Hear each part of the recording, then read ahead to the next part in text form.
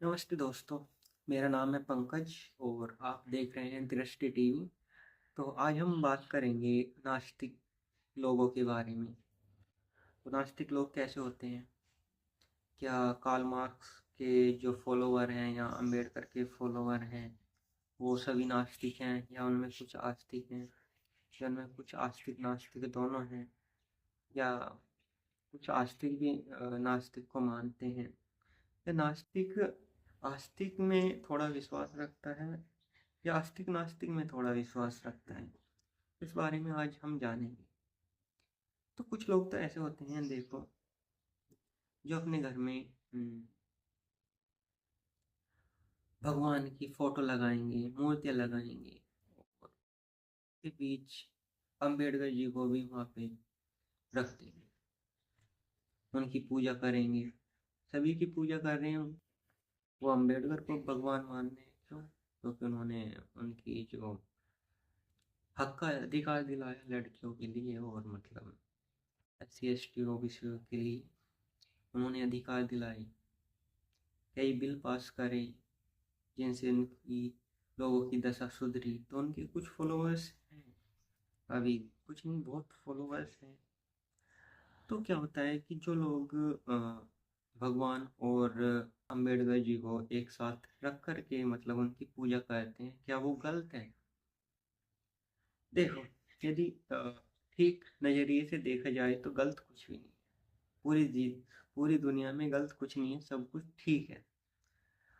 और यदि हम तार्किक रूप से बात करें कि अम्बेडकर जी को और भगवान को एक साथ पूजना चाहिए, तो कई हद पे ये बात सही भी होती है, कुछ हद पे बात गलत भी होती है। देखो, भगवान की जो उपाधि मिली है वो पहले से ही मतलब वो उपाधि मिली है, और जो अम्बेडकर है उनको भगवान की उपाधि नहीं मिली। ठीक है, नहीं वो भगवान बन पाए, वो इंसान बन के रह गए। ठीक है, तो उन्होंने अपने तर्क दिए हैं। बुद्ध ने भी अपने तर्क दिए थे, अम्बेडकर ने भी अपने तर्क दिए थे। उन्होंने कहा कि मुझे मत पूछो, मेरे विचार को जानो समझो, उन पे विचारों पे चलो। वो जो भी मतलब यहाँ पे पैदा हुआ है, कुछ ही लोग होंगे उनमें से जो सोचते हैं कि मेरे पत्थर की भी मतलब पूजा की जाए।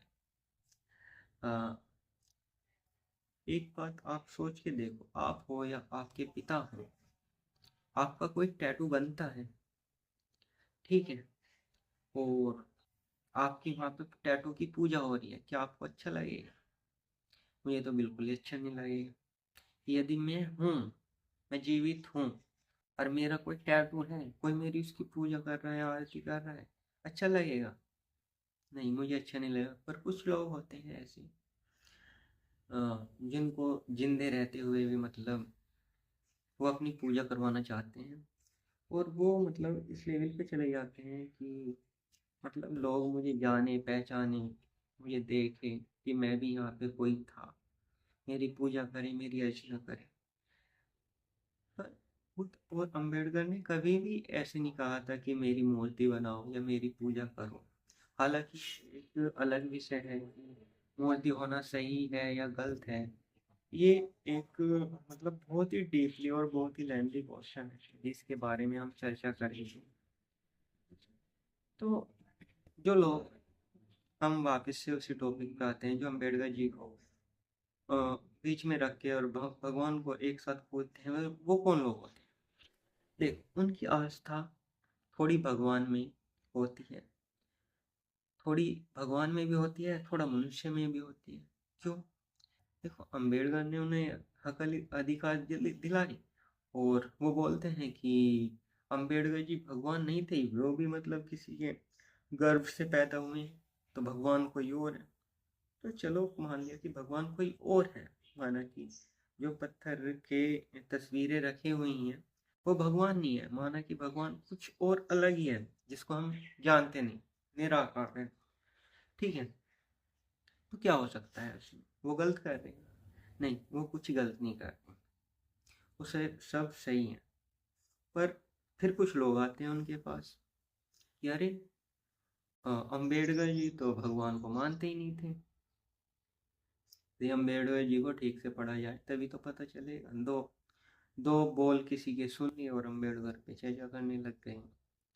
ठीक है, उन्होंने भगवान को नकारा, उन्होंने भगवान को गालियां दी, उन्होंने भगवान की मूर्ति तोड़ी, उन्होंने तो कुछ अपमान नहीं किया अम्बेडकर ने।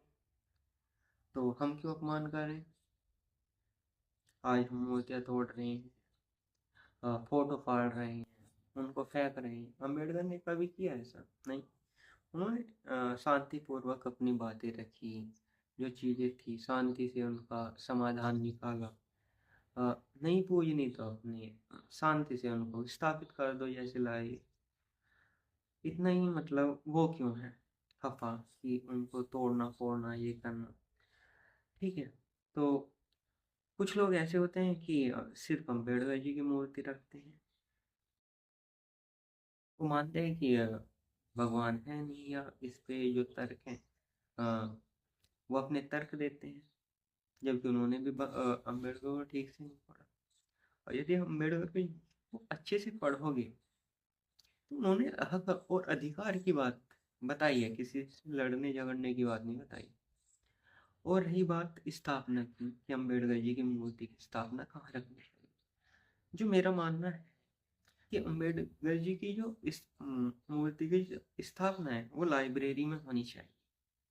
हर एक लाइब्रेरी में होनी चाहिए, या जो हमारी पोती कॉपी किताब है और अलमारी है, रैक है, उसमें अम्बेडकर जी की मूर्ति है उसके पास होनी चाहिए। अम्बेडकर जी की पूजा, मैं कभी नहीं कहता कि अम्बेडकर जी की पूजा करो आप, दिवा जलाओ या कुछ नहीं। मैं बस जो मानता हूँ कि अम्बेडकर जी की जो मूर्ति की स्थापना है वो सिर्फ पुस्तकालय में मतलब लाइब्रेरी में होनी चाहिए, और बाकी कहीं नहीं होनी चाहिए। जितने भी लाइब्रेरी हैं वहाँ पे अम्बेडकर जी की प्रतिमा हो, उससे क्या बेनिफिट हो? देखो, उस टाइम के सबसे पढ़े लिखे और होनहार वो स्टूडेंट थे। ठीक है, तो उससे ये होगा कि हाँ, एक छोटे से मतलब एक सामान्य वर्ग के बच्चे ने मतलब जो पैसों में इतने धनी नहीं थे, उन्होंने किस तरीके से अपनी लाइफ को बदल दिया और किस तरह पढ़ाई के रास्ते से मतलब पढ़ करके और इतनी आगे बढ़ गए। तो जब हम लाइब्रेरी में घुसेंगे तो उससे हमें थोड़ा मोटिवेशन मिलेगा। ठीक है, लेकिन यदि हम अपनी उस मूर्ति को मंदिर में रखते हैं तो उससे क्या मोटिवेशन मिलता है? कुछ नहीं। उससे उससे उनके आगे धूप बत्ती जल रही है, हम धूप बत्ती की महक सूंघ रहे हैं, उनको भगवान मान रहे हैं कि जो भी करा इसने इन्होंने किया है, अब हमें कुछ करना नहीं। तो हम लोगों को या तुम लोगों को भी तो कुछ करना होगा। तो मेरा मानना तो यह है कि अम्बेडकर जी की मूर्ति, कुछ लोग ऐसे होते हैं कि हाँ, ये टॉपिक था नास्तिक जीवन पे, सॉरी नास्तिक भी जीवन पे था या ऐसा, मैं दिमाग से निकल गया। हाँ, तो स्थापना की बात थी इस विषय में कि अम्बेडकर जी की मूर्ति कहाँ पे रखनी चाहिए। तो वो मैं क्लियरली बता चुका हूँ कि, और रही बात उसकी कि क्या अम्बेडकर जी के साथ साथ किसी अन्य भगवान की प्रतिमा रख सकते हैं? हाँ, बिल्कुल रख सकते हैं, कोई हर्ज की बात नहीं है। यदि हम लक्ष्मी माता या मतलब कोई भी गणेश जी या कोई भी किसी की भी मूर्ति रख सकते हैं, क्योंकि भगवान निराकार है। और यदि उनमें मतलब कुछ इस तरीके से दिखाया गया है कि उनमें चार हाथ दिखाए गए हैं या लंबा सूंड दिया गया है, तो वो एक अलग ही परंपरा बनाई हुई है पिछले लोगों ने, उन्होंने बनाया हुआ है कि मतलब इन लोगों से मतलब इनके सभी के अवतार जो मतलब जो चींटी होगी, भैंस हो गया, गाय हो गई, बैल हो गया, सुअर हो गया, इन सभी को मिलाकर एक भगवान बना है। ठीक है, इन सभी को मिलाकर जितने भी जीव हैं सबको मिलाकर एक भगवान बना है। तो जो उसमें जो मूर्तियों में जो मतलब चार हाथ या आठ हाथ वाली जो प्रतिमा होती हैं, तो इसलिए है कि भगवान वो ये बताना चाहता है, वो तस्वीर ये बतानी चाहती है कि भगवान जो है निराकार है। ये नहीं कि भगवान के चार अवतार थे ही, मतलब चार हाथ थे ही थे, ऐसा कुछ नहीं है। हमको इस चीज़ पे सोचना चाहिए कि मतलब ये जो मूर्तियाँ हैं, ये निराकार हैं, जो जिनके काफ़ी हाथ हैं या मतलब काफ़ी पैर हैं, या किसी का सर सूअर का लगा हुआ है, किसी को मतलब सूंड लगा हुआ है, तो ये मतलब निराकार को दिखाया गया है। ये ऐसे नहीं है कि कोई शक्ति दिखाई गई है कि हमने तो आज लो ऐसा कोई जीव नहीं देखा जिसके नीचे से शरीर मतलब आदमी का हो, ऊपर से हाथी का हो। ये ये चीजें मतलब निराकार को दिखाती हैं, और निराकार में ही भगवान है, मतलब जो मेरा मानना है। और आपका क्या मानना है, आप अपनी राय में कमेंट करके बताइए।